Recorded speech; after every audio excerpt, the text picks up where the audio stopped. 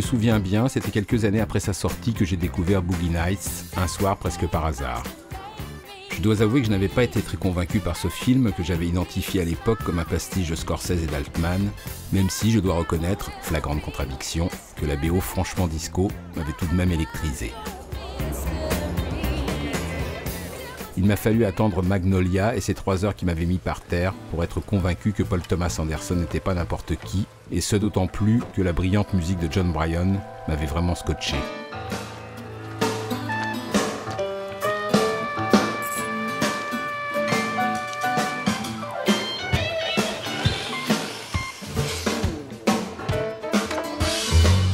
Juste après, j'avais fait un détour par Art 8, le premier long métrage de PTA, je veux dire Paul Thomas Anderson, et là, c'était presque encore mieux avec cette musique très sophistiquée, déjà signée par le décidément très sous-estimé Jon Brion.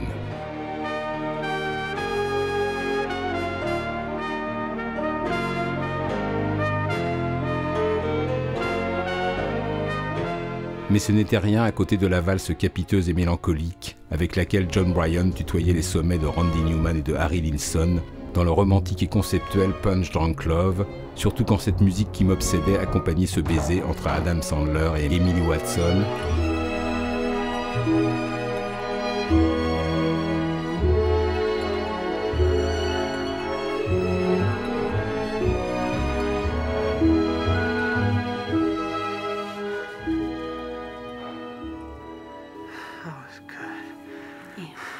Et d'ailleurs, dans Punch Drunk Love, j'avais aussi beaucoup aimé les étranges percussions électroniques du même Jon Brion, qui, à l'instar d'Adam Sandler, me donnait parfois envie de faire quelques pas de danse.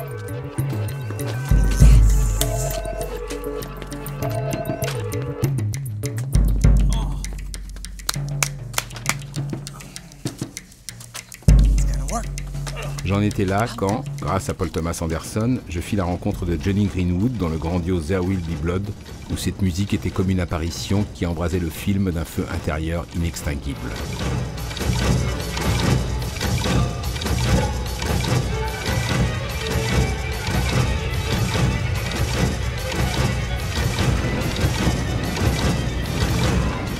Je n'avais jamais imaginé le guitariste de Radiohead chassant sur les terres de Penderecki, et pourtant...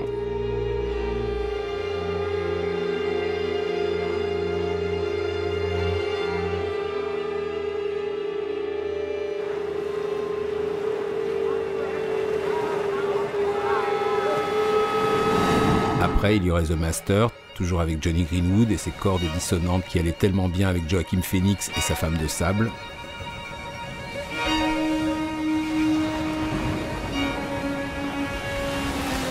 Et puis encore Inherent Vice, où PTA, Greenwood et Phoenix se retrouvaient encore une fois sur la plage, mais cette fois avec une vraie femme et des cordes plus légères et peut-être plus envoûtantes encore.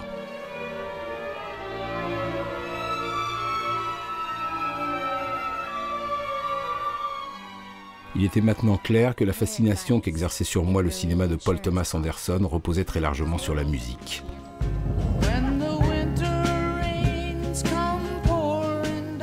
D'ailleurs, dans Inherent Vice, il y avait aussi du Neil Young, aussi bleuté que cette averse californienne.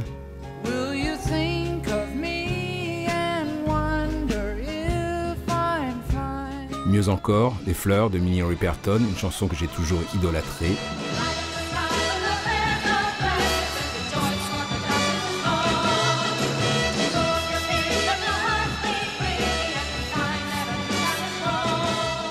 Et sommet définitif, le génial Vitamin C de Cannes, un de mes groupes préférés de tous les temps, au début de Inherent Vice, tandis que Joaquin Phoenix regarde filer son amour Shasta Fay.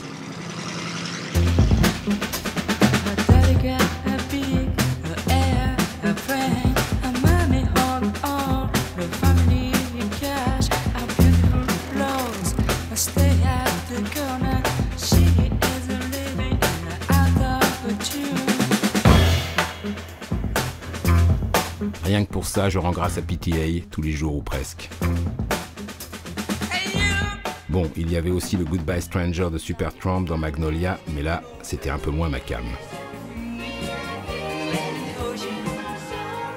Je préférais nettement God Only Knows, nimbant ce numéro de magie plutôt sympathique d'un voile de mélancolie.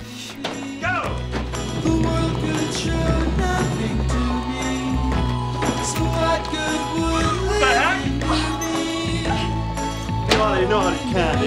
Bon, dans Boogie Nights, ce que je préférais, c'était plutôt le Jungle Fever des Chakakas sur la première apparition de Burt Reynolds, toujours aussi moustachu.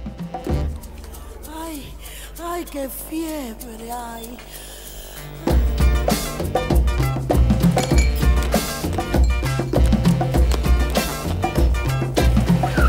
Ou peut-être mieux encore, ce morceau d'Eric Burdon qui avait presque réussi à me faire aimer la plongée sous-marine.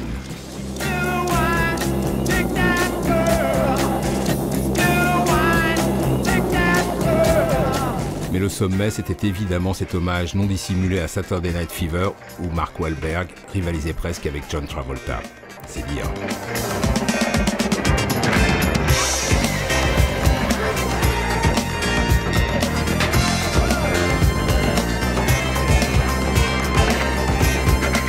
D'un dance floor à l'autre, je glissais allègrement vers les rythmes afro-cubains, nettement plus 50s de Xavier Cugat dans The Master.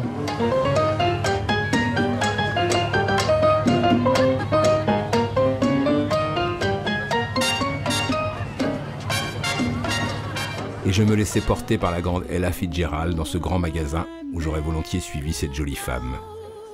Is waiting in the night for me. Someone that I mustn't see. We were waltzing together.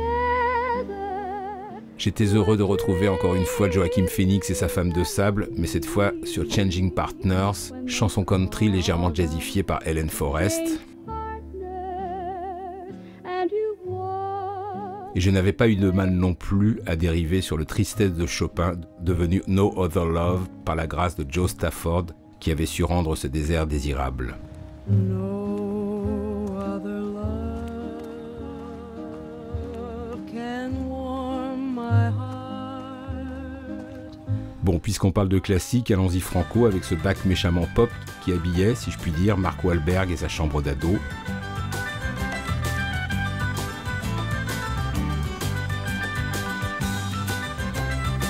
Et tant qu'on y est, pourquoi pas Tom Cruise dans Zarathustra du sexe?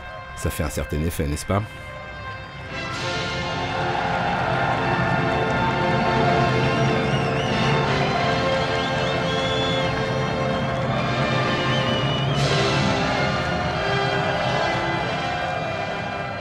Après ça, cette version enfantine en français et a cappella de L'amour est un oiseau rebelle m'avait fait l'effet d'un baume. Et c'est moi qu'on l'appelle celui qu'on vient de refuser. Bon, évidemment, ça ne valait pas cette inoubliable performance de Mark Wahlberg dans Boogie Nights, transformé en Florence Foster Jenkins du rock.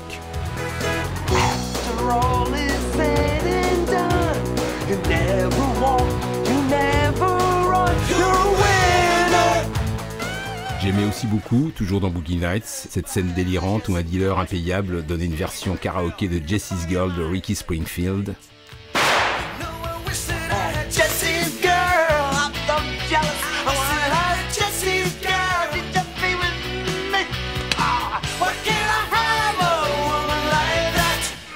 Mais en matière de karaoké, c'est évidemment dans Magnolia que Paul Thomas Anderson a donné toute sa mesure avec cette version collective de cette chanson d'Amy Mann, composée spécialement pour l'occasion.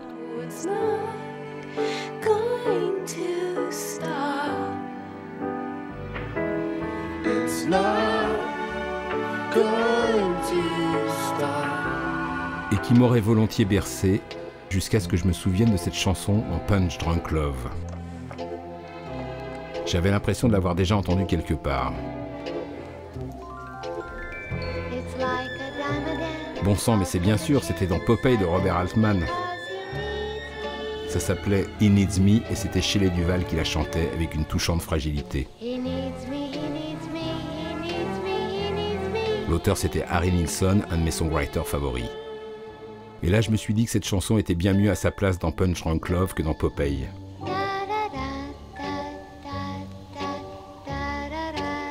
Je rêvais maintenant d'être à Hawaï et je retrouvais Emily Watson et je restais là pour l'éternité à écouter cette chanson et je pensais She needs me, she needs me, she needs me.